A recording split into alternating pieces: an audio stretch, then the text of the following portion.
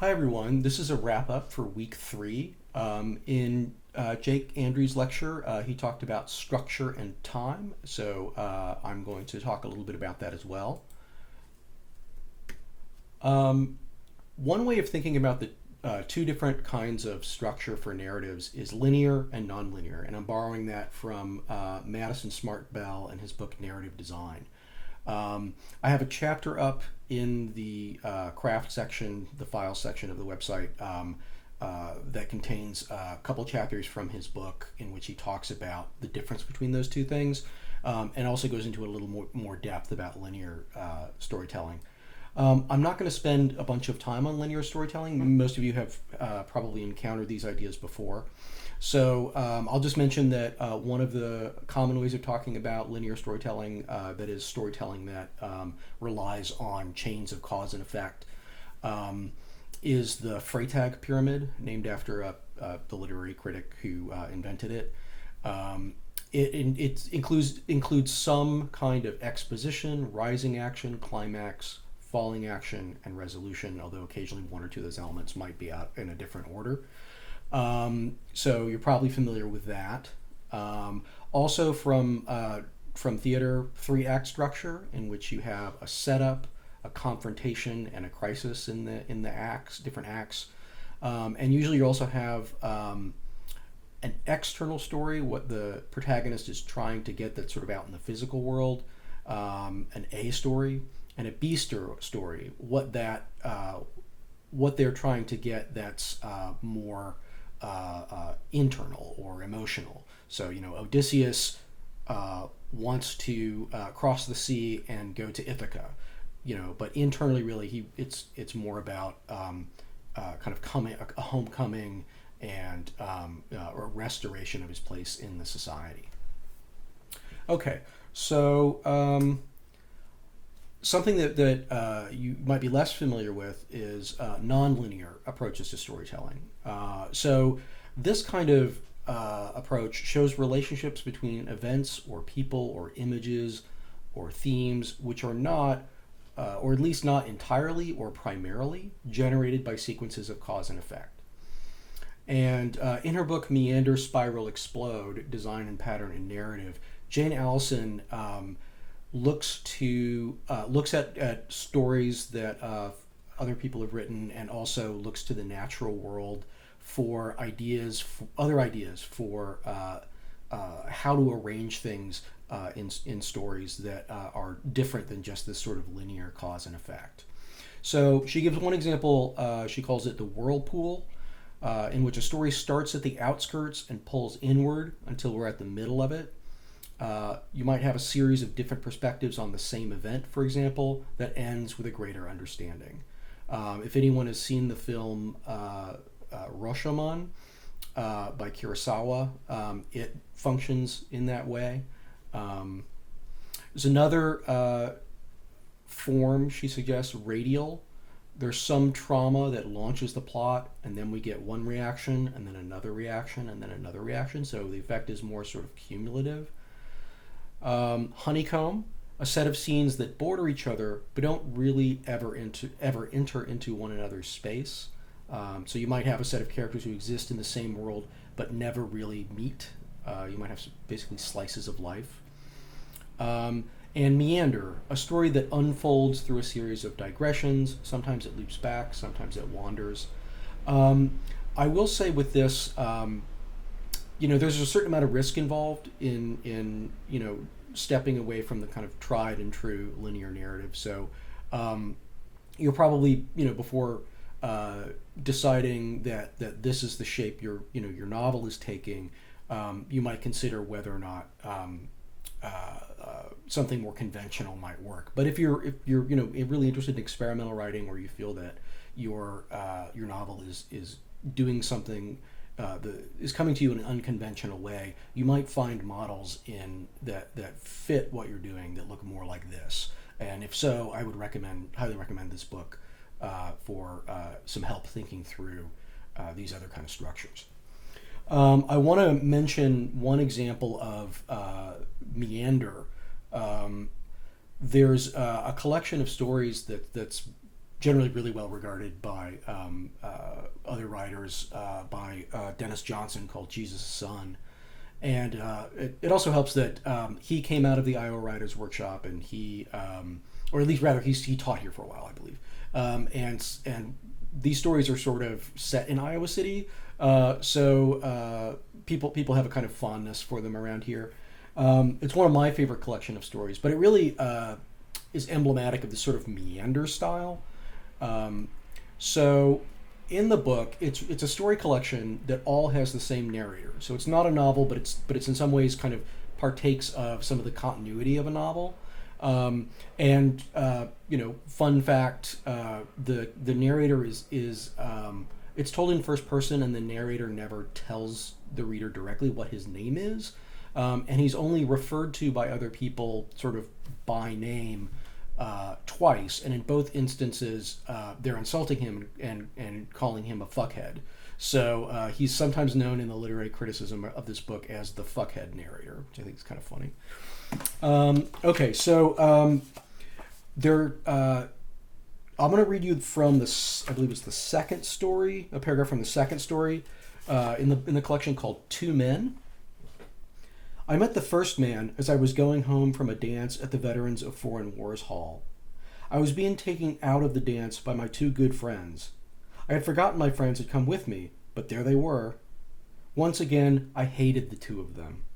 The three of us had formed a group based on something erroneous, some basic misunderstanding that hadn't yet come to light, and so we kept on in one another's company, going to bars and having conversations. Later on, one of them got hurt when we were burglarizing a pharmacy, and the other two of us dropped him bleeding at the back entrance of the hospital, and he was arrested, and all the bonds were dissolved. We bailed him out later, and still later all the charges against him were dropped, but we'd torn open our chests and shown our cowardly hearts, and you can never stay friends after something like that. In the collection, we get more stories of the narrator's life, and we get, in fact, 5 more of them before this comes back. And many of his storytelling style is digressive. He loops back. He wanders off the kind of cause and effect trail and into something more associative in terms of thinking about how to tell stories. So I think this is 5 stories later, we get a story called The Other Man, and it begins like this. But I never finished telling you about the 2 men. I never even started describing the second one, whom I met more or less in the middle of Puget Sound, traveling from Burlington, Washington to Seattle. And then we get a description of the second man. And so what's happened is, for 5 stories, we sort of forgot about these people. And then all of a sudden, the narrator quite consciously says, "Oh, I forgot. I wanted to tell you more about this thing from this other story," which is pretty unusual certainly in a collection of fiction. And so, that's something that this collection is known for, is doing things like that with its structure, and that fits pretty well, I think, with the meander pattern. Okay, and finally, I want to talk just really briefly about what Jane Allison calls narrative speeds. And I find this really useful. Jake Andrews talked a little bit about switchback time and kind of standard narrative time. This is another way of thinking about it. Allison suggests that there are several different speeds at which you can represent things that are happening in the story. And the way to kind of define those speeds is by the relationship between story time and text time. Story time is how long an event in the story world takes. And text time is how long telling that event on the page takes. How long does it take to read that? So I'll give you her chart from Meander, Spiral, Explode. And I'm going to start in the middle with scene. Because that's the part that usually makes up the bulk of a novel, is scenes. And scene is more or less real time. Text time and story time are the same. So, you read about, when you're reading dialogue, for example, for the most part, it takes you about as long to read it as it would take to to hear it and take it in if you were in the scene yourself. So there's about the same amount of text. It takes about as long to read it as it would take to sort of enact in real time. And then I'm going to go up one. Summary. Summary's faster in terms of its treatment of time. There's you cover more more time in the story than it takes you to read the text. So there's less text, more story time, and there are many reasons to do that. Gap is the next fastest, and in fact the kind of fastest there is. What you have is no text, but time is advanced in the story. So you'll see many modern novels and stories do this. It's almost like a cut in film.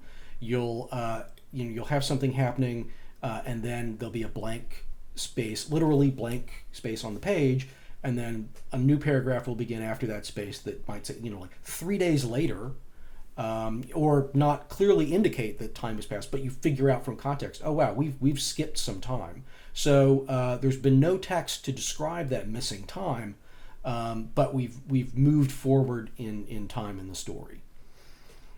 So again, starting from scene, which is kind of the most common thing, and then going slower than that, we have dilation.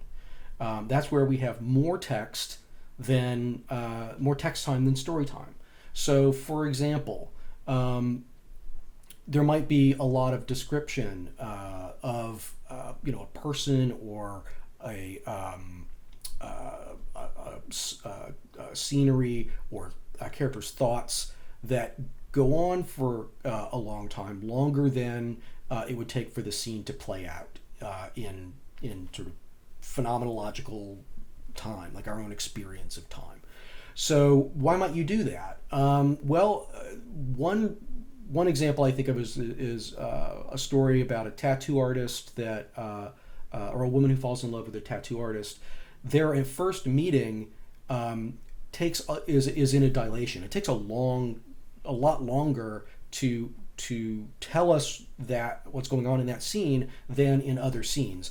And the reason for that is it's an important event. The storyteller, the sort of protagonist narrator, that was a really important moment for her, and so she noticed a lot of things and tells you all of the things that she notices and what she was feeling and things along those lines.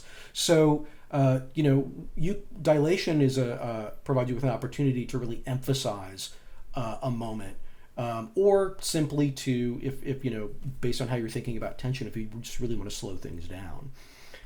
And then finally, the slowest. This is, she calls this a pause, in which you have a lot of text, but no real story time passes. And I think that, this might be, for example, like in Conrad, when you have long descriptions of, a jungle, but the story isn't actually moving forward. Or it might be a long rhetorical argument that a character is making that is not advancing the time of the story forward. So, and I think sometimes when people talk about, oh, I'm afraid of using too much description in fiction, I think what they're really talking about is not feeling totally in control of the narrative speed. So any of these other than Gap can have description in it. I think that when you're trying to move things forward, maybe you're trying to do scene, but you're actually doing dilation or pause. That's probably what someone means when they say, like, oh, I feel like I'm putting too much description. So this is just another way of framing time and thinking about it, particularly I think in relationship to writing description. Well, that's all I have for this week. It will be Monday when you see this, and so I will have received your descriptions of the settings for your novel. So I look forward to reading those, and we'll get started this coming week on Gilead.